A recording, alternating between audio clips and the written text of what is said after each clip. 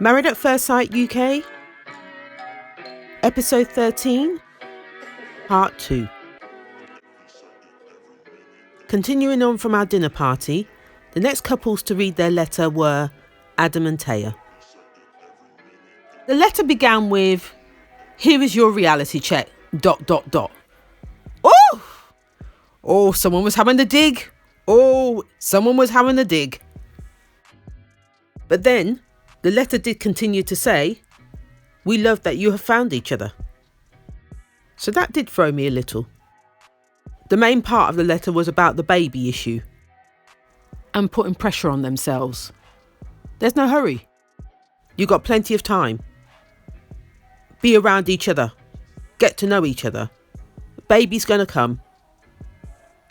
But don't make it the be all and end all of this relationship. That's really what it was saying. They actually agreed with all that the letter did say. I too totally agreed with the letter. I'm hoping these two have come to some sort of medium in regards to when they decide to plan for this child. Moving on to Josh and Amy. Their letter was very straightforward, to be honest. It was very much telling Amy to find a balance between her and Josh, and for Josh to be more affectionate with her in private as well as in public. So very much what they're doing as we speak, hopefully. But I'm still very sceptical about Josh. I still am. I'm not too sure he's in it in the same way Amy is. But that's my opinion. And lastly, we have Frankie and Marilise. And it was Frankie that read the letter.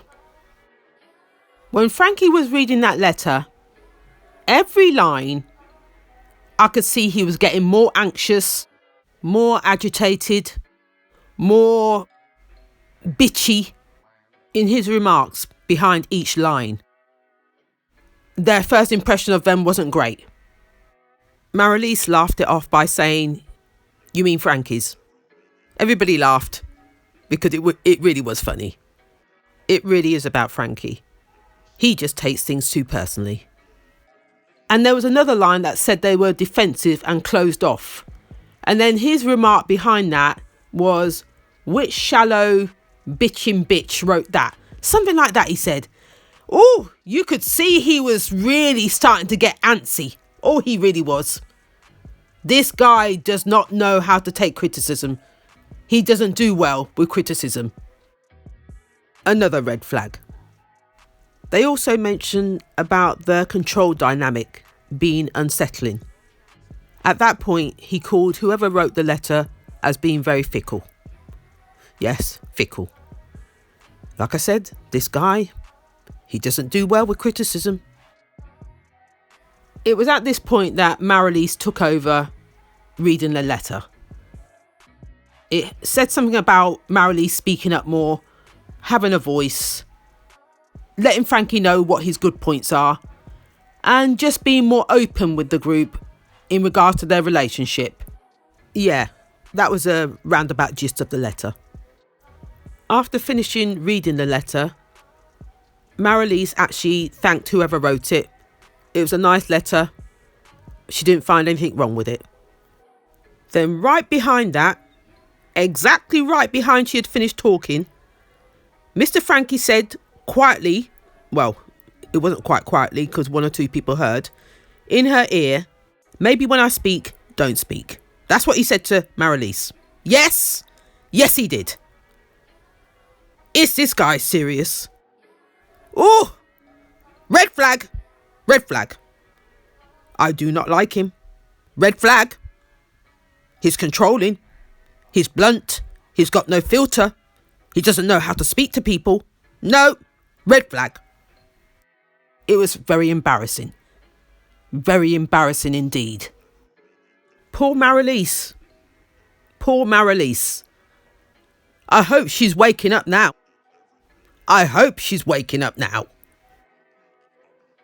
He then tried to apologise to her, but she weren't having it. No, she wasn't. He was doing everything in his power to try and get her attention, but she's very much like, "Just leave me alone a minute. I just need a minute." But he still kept on pestering her. He wasn't listening. Eventually, she got off of her seat and went and had a word with Megan. The two of them went to sit down on the sofa and they were chatting about what just happened.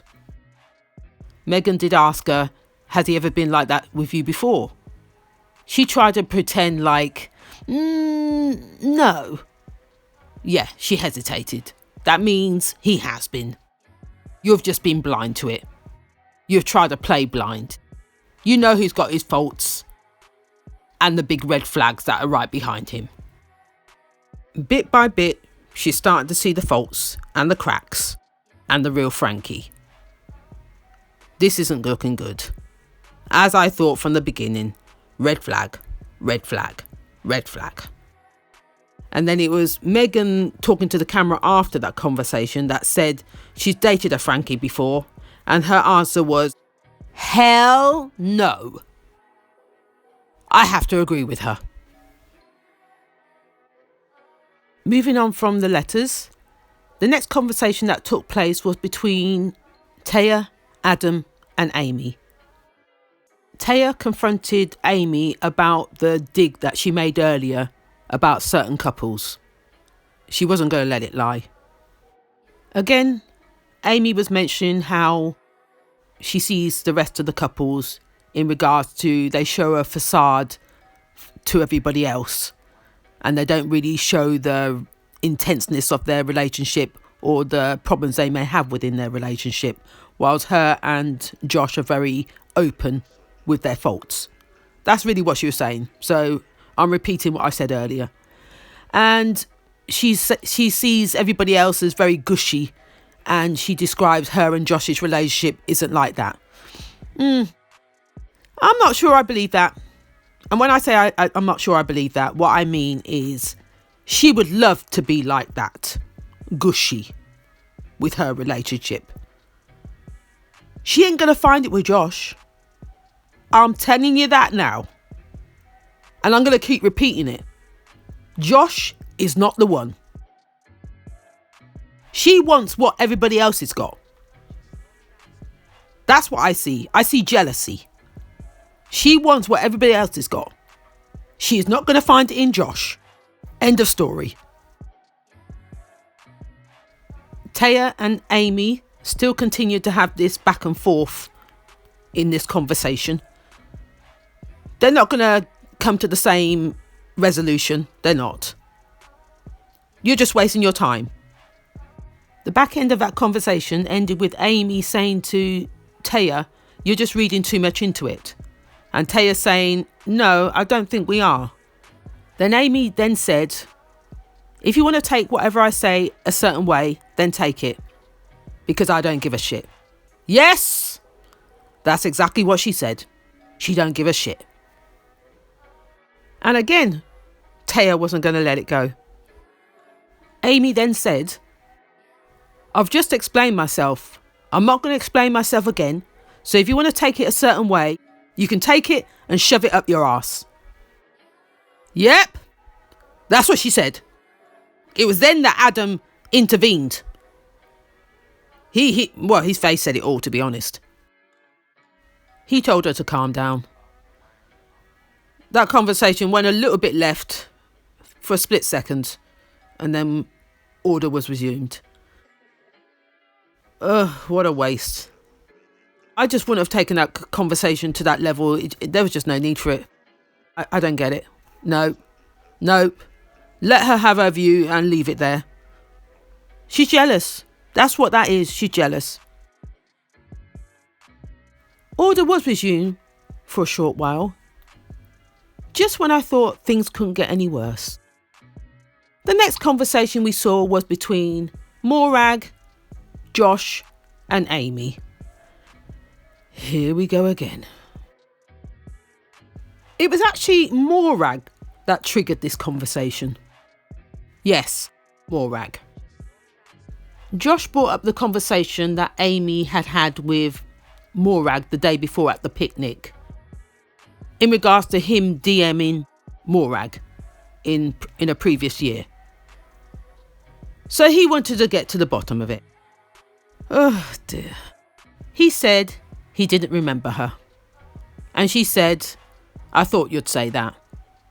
And then he said, so when did you realise? And she said, virtually from the first day I saw you. She was thinking, I swear I know him. Yeah. And then the conversation continued from that point. He was asking, so why bring it up now? And that it seems like every time me and Amy are on a good one, someone comes along to try and rock the boat. And with her bringing it up, makes him come across like he's an F-boy. Yep. I still think he is. Like I said, he's playing house. He's playing husband. I use the word playing. These two aren't going to last. Mark my words. They're not going to last. My view of Josh is that he came on the show to be seen. For the publicity. For the fame. He's not here to be a husband, to take anything seriously. He's a joke.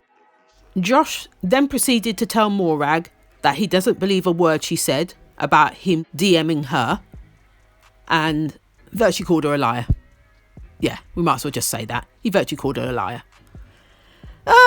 Dear. This is not looking pretty. Now Morag is sitting there looking embarrassed and humiliated. Oh, you know this is going to go left now, don't you? But one thing I will say, in regards to Morag's information, I don't see the problem with her bringing it up. My problem was, why bring it up now? From the time you saw him, you could have mentioned it from the get-go. Why bring it up now? That's the only thing I would say on this. The conversation continued back and forth with him calling her a liar, and she's saying, are you effing serious? He's still calling her a liar. She's saying, you sent me a friend request, and he's saying, did I? Are you sure? And then he turned around and said, I probably sent a lot of girls a friend request. And then that's where she turned around and said, yeah, exactly. Virtually calling him a player. Yes, she was calling him a player. And I have to agree. He was trying to defend his past. And yeah, I can understand defending your past. But as far as I'm concerned, it's still your present. That's my opinion. It's still his present. He's on the show for the advertising, for the publicity, and nothing else. Amy can defend him as much as she wants.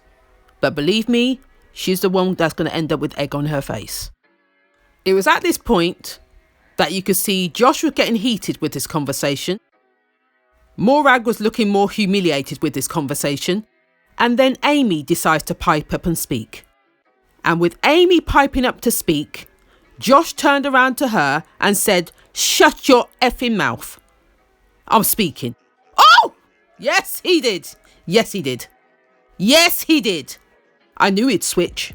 I knew he would switch. I could see his character. I could see it from the get-go. There have been a few things within this experiment that I've noticed about his character, especially around Amy. Believe me, if this was on the outside, he would have kicked off a long time ago. He's not fooling me. He is not fooling me one bit. He would have kicked off a long time ago. It's only because he's in front of the camera, he's had to hold it down. But you know what? Now we see the true him. The conversation got so heated because of him raising his voice and swearing at Amy that everybody got involved now. Yes, now he's feeling like a cornered animal. Yes, a deer in headlights. What do I do next? But now he's saying, F it, I don't want to speak anymore. Yep, that's where he's at. He just feels so embarrassed. He's embarrassed now. He then tried to apologise to Amy. Well, he did apologise to Amy. But she was trying to say that she was trying to defend him. She was on his side. But I don't know. I think the damage is already done. When Josh had calmed down a little bit, He then continued his conversation with Morag again, still hashing over the same conversation about he doesn't remember her. She's saying, yes, you did DM me. And he's saying, so why bring it up now? And what are you implying? That I'm still a lad, I'm still an F-boy. What are you implying? And she said, yes, I still feel you are that person because of the way you treat Amy. He then tried to defend himself by saying, because I'm a slow burner, it doesn't mean that I'm a lad, that I'm still an F-boy. That's what he was trying to imply. Yeah. And I can understand him saying that. But I still believe what I believe. It was at this point that Luke decided to intervene. And he was saying, why are we talking about this now? This was years ago. This was before he was married. So why are we still on this topic? And it was then that Josh agreed with him. And also Ant decided to pipe up and speak and say, yeah, that's exactly what we're trying to get at. Why bring it up now? It was at this point that Amy lost the plot. She started accusing Morag of causing trouble. Why bring it up now? At the picnic, that's what we were talking about. You were stirring. So why bring it up now? In a more angrier voice, of course. Yeah, she just wasn't having it. She had lost the plot by that point. It was at that point that Josh told Alexis to take her out. Yeah, take Amy away. Because she was losing the plot. She was going in. Yeah, he just wasn't going to have it. This was his fight. That's really what it was. It was his fight. He didn't want his woman defending him. He can stand on his own. That's what that was about. Not long after she had left the room, it was Luke again that spoke to say, why are we still talking about this? Josh continued with Morag, and then Ant decided to speak. Yes, he couldn't help himself. He swung the argument a different way.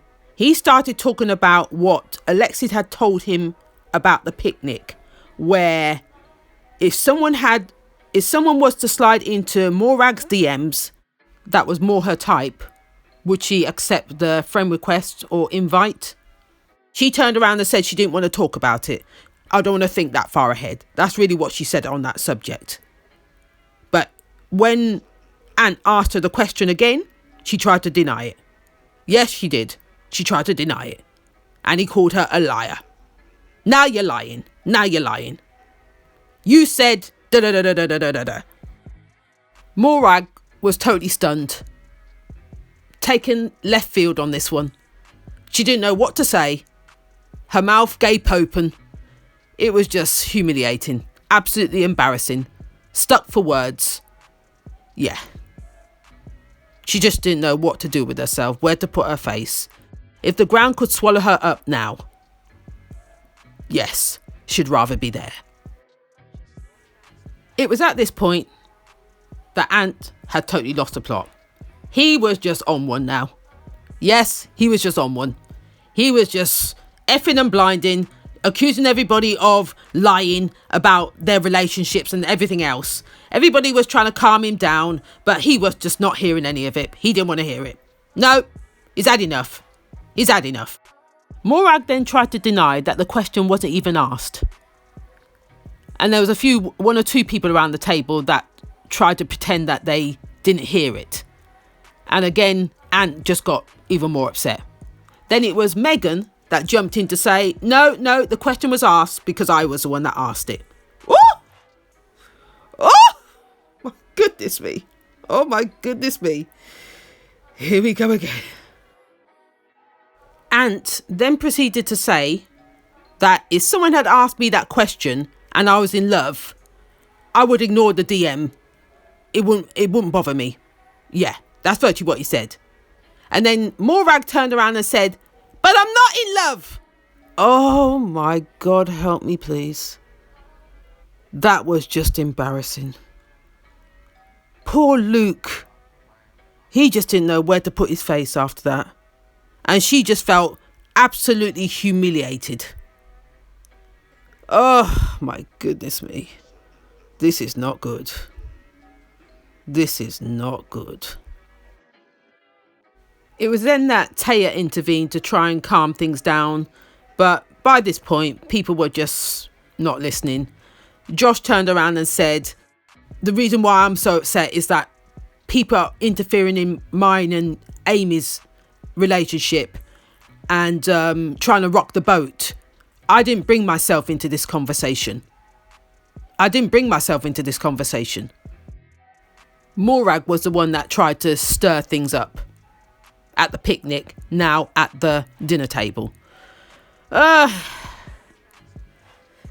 know what? This is one time I'm going to have to agree with him.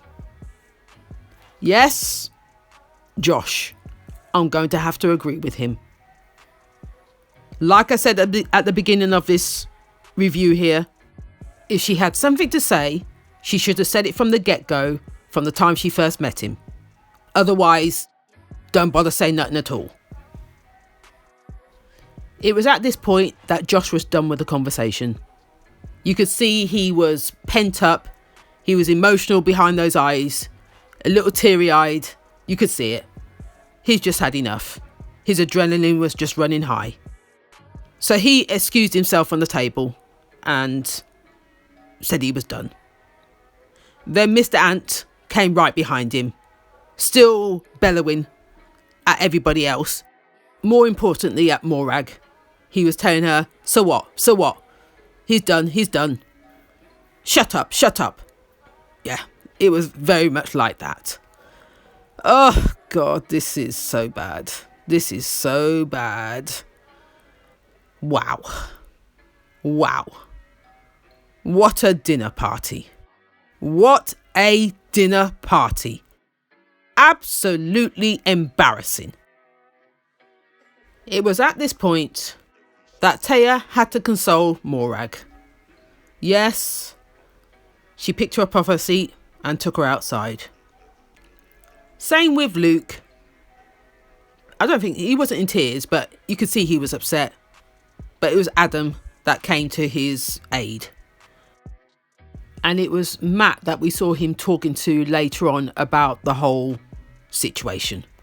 He was upset by the DM situation that Ant mentioned. Yeah, it was that really upset him. Oh, God help me. Morag was still outside with, what's her name? Yeah, Taya. Then eventually Luke came out to console Morag again. Oh, I don't get this. This is messy. Even though Luke is upset, he still came to Morag's aid to console her. Oh, this is too messy. Oh, I'm tired now. I'm done. It's all got too much for me too. My blood pressure, I swear, it must be sky high now. I need a drink. I'm going to go and do a Morag. So this is where I'm going to leave this review. If you've liked what you've heard, please like, comment and subscribe. And I'll see you next time.